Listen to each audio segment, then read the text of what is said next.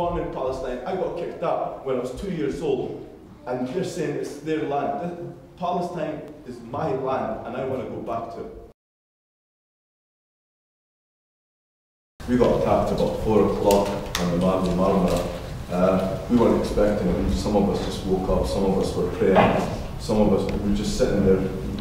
We heard that they were going to come and attack us, but we never knew that they were going to come so far away from their land, from the Israeli land into international water and attack us.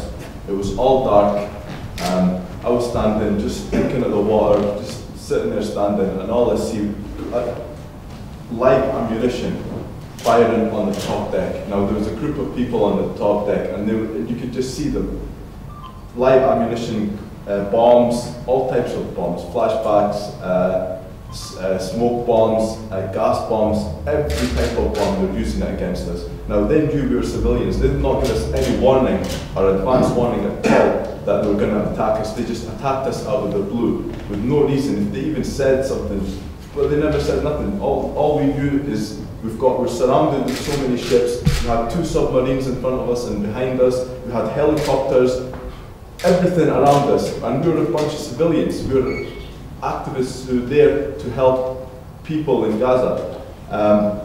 They started shooting. After the shooting, one of the guys grabbed a white flag and started waving a white flag. We surrendered. As soon as the first person got killed, none of us had seen blood like that in our lives before. And as soon as the first person got killed, we were like, we surrender, we don't want, we give up. But they refused. They continued shooting, and they completely it was a massacre. It was a complete, we were victims of their crime. I was standing on the stairs, so on the first floor, going to the second landing, I was standing there, and it was just people coming. One guy got shot, he was standing right in front of me, got shot right there, and his brains were spilling out. He was just standing there, and there was press all around, and they were just firing at everyone, old men, youngsters, everyone. One of my good friends there, he also got shot. He got shot in the leg, and then he got shot as well in his chest as well. And then after that, when we went to see him in the funeral, he had about 5 more shots on him. So these people, I can't even call them people, I don't know what to call them. It was just, even after the guy was dead, they still shot him. I was helping the injured from the top. They were coming down, one after the other. It was within 5 minutes, there was 4 deaths, and there was about 20 people that were injured. It was that severe. They were shooting rounds, and it wasn't 1 or 2 rounds. They were shooting hundreds of rounds per minute. They had helicopters, they had the troopers coming down, and they had from the small boats around us throwing bombs at us. And the helicopter was so close, we were flying away. We could not hold it. We had life jackets on, but if we fell in the sea, God knows what would have happened to us. I was helping one after the other. It was old men, mainly old elderly men, helping them down to the area where we dedicated for the injured. And it was just one after the other. And seeing that kind of, the amount of blood that I seen, I couldn't even sleep. We were in Istanbul, I couldn't even sleep. I was having nightmares if I just heard anything going around. It was an absolute, it was trauma. We were victims of their crime. They treated us like worse than human beings. You can't treat anyone worse than that. And if we are the people from the West who are there to help them, imagine the people in Gaza, 1.7 million, are getting that from them day in and day out. They've had that for 4 years, and what have we done? We keep telling Israel, calm down, but if that's what they're doing with me, this is what I see myself, the way they treated me. Imagine how they're treating the kids, the orphans, the children in Gaza.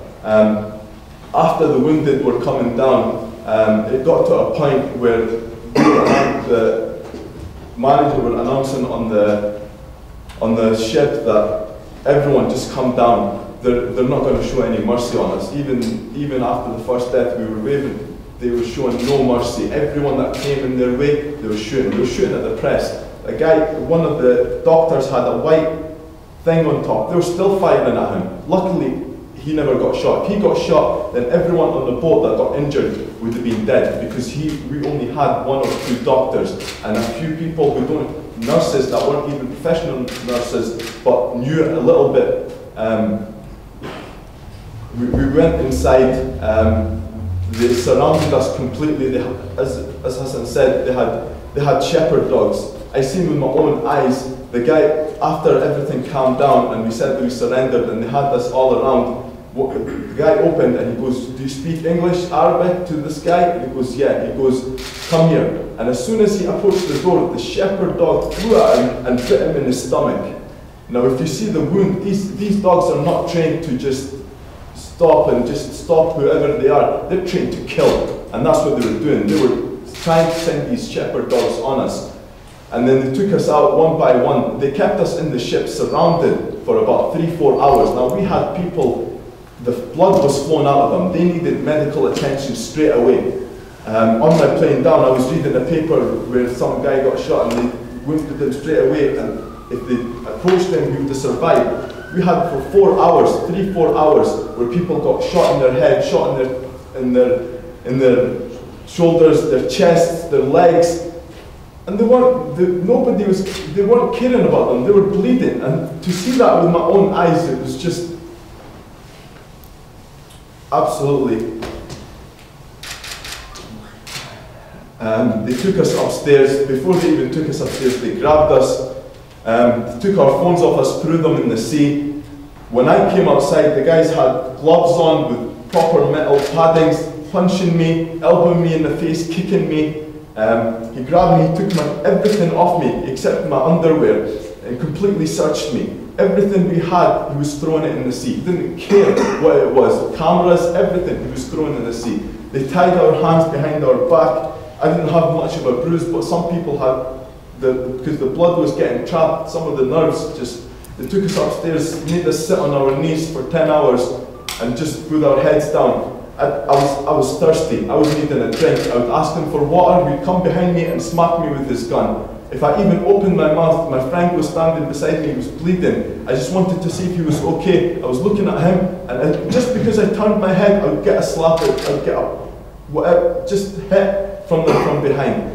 It was something that I would hate for any of you here to experience in your lives. Because if you were to experience it, I don't know what, I've experienced it and I don't know how I've managed. It's something that was very difficult for me. And I still, till today, I was on the flight, closed my eyes, and I would wake all of a sudden with a little bit of turbulence, just thinking there's a soldier outside, soldier with a gun, pointing a gun at you. Now, if I even opened my mouth, they were going to shoot me. Others, people were beside me, I can see them. 10 soldiers kicking the lights out of this guy. For what? For nothing. One guy had a chain of Palestine on his neck.